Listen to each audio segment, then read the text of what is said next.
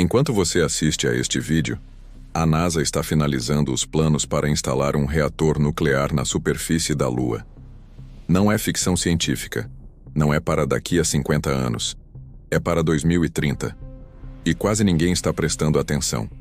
O projeto tem um nome em código: Fission Surface Power. Poucos documentos foram liberados ao público. As reuniões são restritas. E quando você começa a investigar os detalhes técnicos, algo fica claro. Este é um dos projetos mais arriscados já planejados pela humanidade fora da Terra. Mas por que a NASA está tão desesperada para colocar energia nuclear na Lua? O que eles sabem que não estão nos contando? E mais importante, o que acontece se algo der errado a 384 mil quilômetros de distância, onde nenhuma equipe de emergência pode chegar? Hoje vamos mergulhar nos documentos oficiais, nos riscos técnicos reais e nas implicações que ninguém está discutindo abertamente. Prepare-se, porque o que você vai descobrir pode mudar completamente sua visão sobre o futuro da exploração espacial. Em novembro de 2021, a NASA e o Departamento de Energia dos Estados Unidos fizeram um anúncio discreto. Eles estavam procurando propostas da indústria para desenvolver um reator nuclear capaz de operar na Lua. O prazo? Estar pronto para lançamento até o final desta década. A maioria das pessoas nem notou. Afinal, estávamos saindo de uma pandemia global. Mas nos círculos científicos e militares, esse anúncio causou ondas sísmicas. 3 empresas foram selecionadas para desenvolver projetos conceituais: Lockheed Martin, Westinghouse e NOV. Cada uma recebeu contratos de milhões de dólares para criar designs preliminares. O reator proposto teria que gerar pelo menos 40 kW de energia elétrica continuamente por 10 anos. Parece pouco? Não é. É energia suficiente para alimentar 6 a 8 casas americanas médias, mas na Lua. E aqui está o detalhe crucial. Esse reator precisaria funcionar de forma totalmente autônoma. Sem intervenção humana, sem reparos, sem manutenção por uma década inteira. Em um ambiente onde as temperaturas variam de 127 graus Celsius durante o dia lunar a 173 graus à noite, onde micrometeoritos bombardeiam a superfície constantemente, onde não existe atmosfera para dissipar calor ou proteger componentes eletrônicos da radiação cósmica. A NASA chamou isso de tecnologia transformadora para a exploração espacial. Mas eles não mencionaram a palavra que deveria estar em negrito em todos os documentos: irreversível. Você pode estar se perguntando, por que não usar painéis solares? A resposta está na própria natureza da Lua. Um dia lunar dura aproximadamente 29 dias terrestres. Isso significa 14 dias de luz solar, seguidos por 14 dias de escuridão total. Painéis solares funcionam perfeitamente durante o dia lunar, mas à noite, nada. Você poderia argumentar. E baterias? Para manter uma base lunar operacional durante 14 dias de escuridão, você precisaria de baterias massivas. Tão massivas que o custo de transportá-las da Terra seria astronomicamente proibitivo. Cada quilograma lançado para a Lua custa aproximadamente 1,2 milhão de dólares com a tecnologia atual. Um sistema de baterias capaz de fornecer energia contínua pesaria dezenas de toneladas. Faça as contas, seria inviável economicamente. Energia nuclear resolve esse problema de forma elegante. Um reator compacto pode gerar energia 24 horas por dia, independentemente da posição do Sol. Mas existe outro motivo. Um motivo que a NASA não enfatiza em seus comunicados públicos. O Polo Sul da Lua, onde planejam instalar a primeira base permanente, tem crateras permanentemente sombreadas. Essas crateras nunca recebem luz solar. Jamais. E sabe o que os cientistas descobriram lá? Gelo de água. Bilhões de toneladas de gelo de água, depositadas ao longo de bilhões de anos por cometas e asteroides. Esse gelo é o recurso mais valioso da Lua. Pode ser transformado em água potável, oxigênio para respirar e hidrogênio para combustível de foguetes, mas extrair Processar e armazenar esse gelo requer energia massiva e constante. Energia que apenas um reator nuclear pode fornecer de forma confiável naquelas condições extremas. Então, a questão real não é por que nuclear? A questão é: a NASA está disposta a aceitar os riscos catastróficos que acompanham essa escolha? Vamos falar sobre o que pode dar errado. E há muito que pode dar errado. Primeiro, o lançamento. Transportar material nuclear radioativo da Terra para o espaço é talvez a fase mais perigosa de toda a missão. Se o foguete explodir durante a decolagem, ou nos primeiros minutos de voo, você tem uma dispersão de material radioativo na atmosfera terrestre.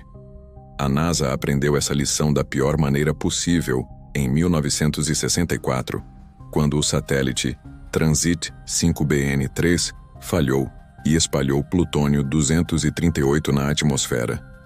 Detectores mediram um aumento global nos níveis de plutônio atmosférico que persistiu por anos. Hoje os protocolos de segurança são infinitamente mais rigorosos. O combustível nuclear é encapsulado em múltiplas camadas de proteção projetadas para sobreviver a qualquer acidente de lançamento. Mas, projetadas para, não significa garantido que vai. Segundo risco, a alunissagem. Pousar com segurança na Lua é extraordinariamente difícil. Apenas recentemente, em 2023 e 2024, vimos múltiplas missões privadas falharem ao tentar pousar. Imagine um módulo de pouso carregando um reator nuclear tombando, se despedaçando contra rochas lunares. O combustível nuclear ficaria exposto na superfície lunar? Contaminaria o local de pouso para futuras missões? A NASA argumenta que o reator não seria ativado até estar seguramente instalado e verificado na superfície. Mas mesmo o combustível não ativado representa riscos de contaminação radioativa em caso de ruptura do recipiente. Terceiro risco: o vácuo e a radiação. Na Terra, reatores nucleares usam água ou outro líquido refrigerante para remover o calor do núcleo. Na Lua, não há atmosfera. O resfriamento por convecção simplesmente não existe. O reator precisará usar sistemas de resfriamento por radiação térmica ou por meio de tubulações com líquidos especiais que não congelem a 173 graus. Se esse sistema de resfriamento falhar, o núcleo do reator pode superaquecer. Em casos extremos, isso poderia levar a uma fusão parcial do núcleo, similar ao que aconteceu em Fukushima ou Chernobyl. A diferença? Na Lua, não há equipes de emergência. Não há bombeiros. Não há forma de resfriar o reator externamente. Quarto risco: micrometeoritos e detritos espaciais. A superfície lunar é constantemente bombardeada por pequenas partículas viajando a velocidades de até 72 mil quilômetros por hora. Ao longo de 10 anos, as chances de um impacto danificar componentes críticos não são desprezíveis. A NASA precisará projetar blindagem suficiente, mas blindagem significa peso, e peso significa custo exponencial de transporte. Quinto risco: a corrosão pelo regolito lunar. O pó lunar não é como areia de praia. São partículas microscópicas, afiadas como vidro, carregadas eletrostaticamente. Durante as missões Apollo, o regolito penetrou em trajes espaciais, danificou equipamentos e causou problemas respiratórios temporários nos astronautas. Imagine esse pó abrasivo infiltrando-se nos mecanismos delicados de um reator durante anos. Pode degradar sensores, obstruir sistemas de resfriamento e comprometer a integridade estrutural. E sexto, o fator humano. Mesmo um sistema autônomo depende de software, de comandos enviados da Terra, de decisões tomadas por engenheiros. Um erro de programação, um comando incorreto, uma interpretação equivocada de dados de telemetria. Qualquer um desses erros humanos poderia ter consequências irreversíveis a 384 mil quilômetros de distância. Mas os riscos técnicos são apenas parte da história. Existe uma camada geopolítica que raramente é discutida abertamente. Quem controla a energia na Lua controla o futuro da presença humana no espaço. Não é coincidência que a China também esteja desenvolvendo planos para a energia nuclear lunar. Em 2023, a Academia Chinesa de Ciências do Espaço anunciou pesquisas sobre um reator de 100 kW para a Lua, mais potente que o projeto americano. A corrida espacial nunca realmente terminou. Ela apenas mudou de forma, e desta vez, não se trata de plantar bandeiras. Trata-se de estabelecer infraestrutura permanente, porque quem estabelece a primeira base energeticamente autossuficiente na Lua ganha vantagem estratégica incomparável. Controle sobre os recursos de água do Polo Sul, capacidade de lançar missões para Marte com menos custo, posicionamento para mineração de asteroides e a dimensão militar, embora ninguém use essa palavra oficialmente. O Tratado do Espaço Exterior de 1967 proíbe armas nucleares no espaço, mas não proíbe reatores nucleares para fins pacíficos de geração de energia. A linha entre tecnologia civil e militar é perigosamente tênue.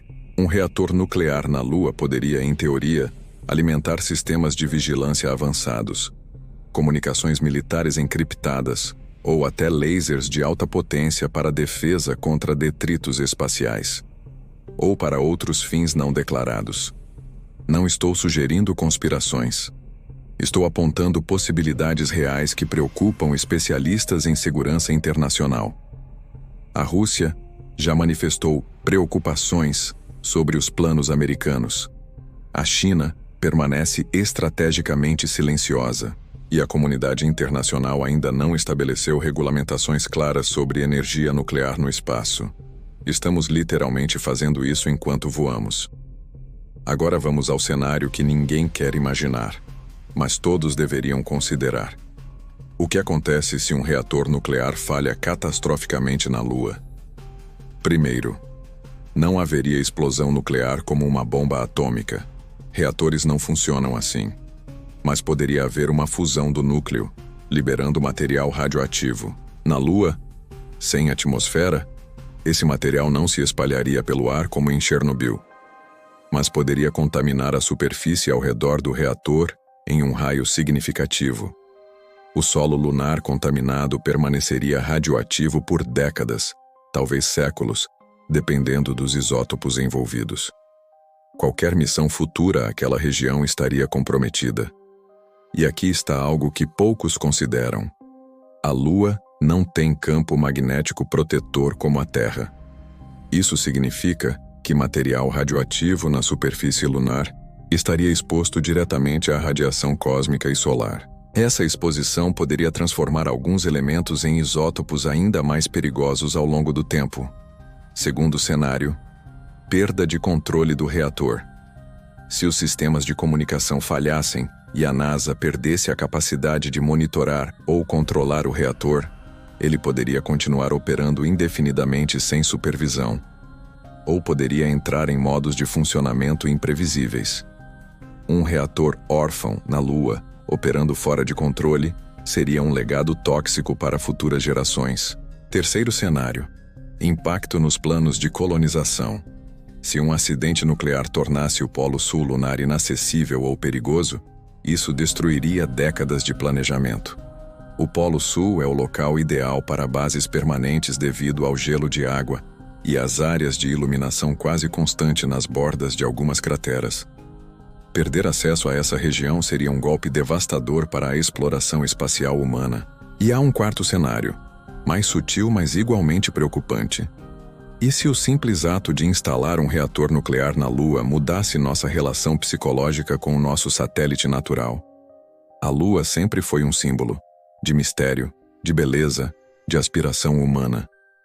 Transformá-la em um local de infraestrutura industrial nuclear poderia alterar fundamentalmente como a humanidade vê seu único satélite natural.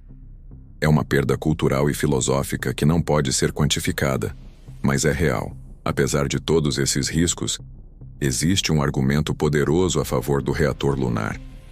Se a humanidade quer se tornar uma espécie multiplanetária, precisa aprender a gerar energia em ambientes extraterrestres. E a Lua é o campo de testes perfeito. Perto o suficiente para ser alcançável, longe o suficiente para ser desafiador. A tecnologia desenvolvida para o reator lunar terá aplicações diretas em Marte. Marte tem tempestades de poeira que podem durar meses, bloqueando a luz solar. Painéis solares seriam insuficientes. Energia nuclear seria essencial. Então, o reator lunar não é apenas sobre a Lua. É um passo necessário para a sobrevivência humana a longo prazo em outros mundos. Há também o fator científico. Com energia abundante e confiável, cientistas poderiam operar instrumentos que hoje são impossíveis na Lua. Telescópios de rádio no lado oculto da Lua, protegidos de todas as interferências da Terra. Laboratórios que estudam a formação do sistema solar analisando rochas lunares in situ. Experimentos de física de longa duração que requerem energia estável por anos. O reator poderia desbloquear descobertas científicas que hoje nem podemos imaginar. E existe a dimensão econômica.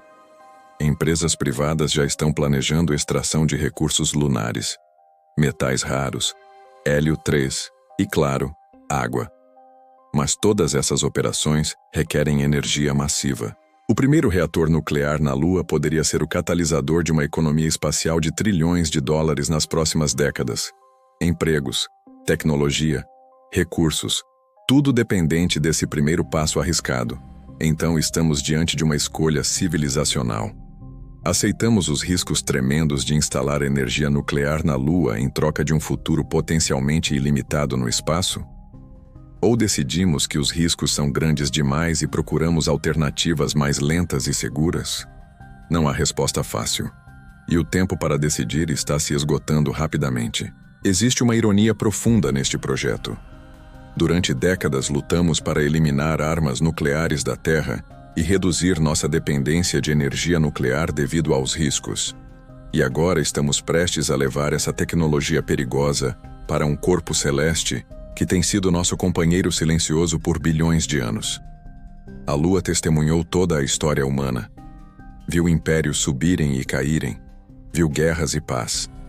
E em 2030, verá algo que nenhuma lua em nenhum outro planeta do universo conhecido jamais viu.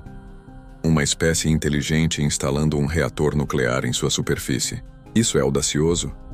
Absolutamente. É necessário? Talvez. É assustador? Sem dúvida. O físico Robert Oppenheimer, depois de testemunhar a primeira explosão nuclear, citou o Bhagavad Gita. Agora me tornei a morte, o destruidor de mundos.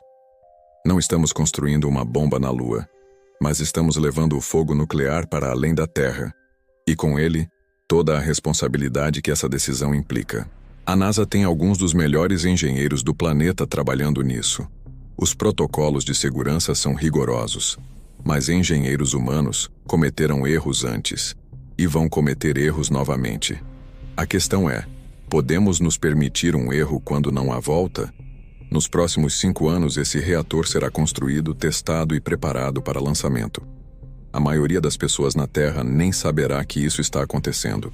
Até que um dia, talvez em uma noite clara, você olhe para a Lua e saiba que ali, naquele momento, um reator nuclear está funcionando, fornecendo energia para robôs que mineram gelo, para habitats que abrigarão humanos, para experimentos que podem mudar nossa compreensão do universo.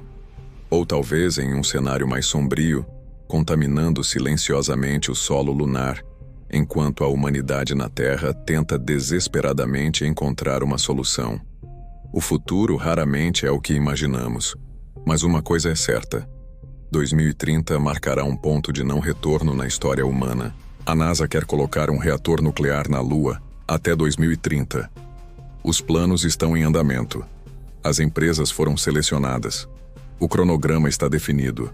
E os riscos que ninguém está discutindo amplamente são reais, significativos e potencialmente irreversíveis. Mas também são a aposta que a humanidade pode precisar fazer para garantir seu futuro entre as estrelas. Você decide. Pioneirismo justifica o risco? Se você chegou até aqui, escreva Lua nos comentários.